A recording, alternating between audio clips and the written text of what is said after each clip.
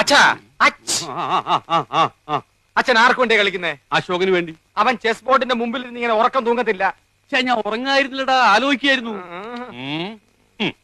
എന്നാ തൈപ്പറമ്പുകാർക്ക് വേണ്ടി ഞാൻ ആനയെ ഇവിടെ വെച്ചു ചെക്ക്. എന്ന അരശുമൂട്ടുകാർക്ക് വേണ്ടി ഞാൻ കുതിരയെ ഇങ്ങോട്ട് ചാടിച്ചു. അച്ഛൻ ചരിഞ്ഞു. ആന ചരിഞ്ഞു. എന്തായി എന്തായി എന്തായി? അശോകനെ ഇടവും വലവും അനങ്ങാൻ വയ്യാത്ത രീതി തളച്ചിട്ടിരിക്കുക എന്റെ മോൻ. അങ്ങനെ തന്നെ വേണം. സ്വന്തം അനിയത്തിയുടെ മുമ്പിൽ അമ്മ തോൽക്കാണ്ടിരിക്കാൻ വേണ്ടിയാണ് ഞാൻ ഈ ത്യാഗമൊക്കെ ചെയ്യുന്നത്. SSLC പരീക്ഷയ്ക്ക് പോലും ഞാൻ ഇത്ര ഉറക്കുളച്ച് പഠിച്ചിട്ടില്ല.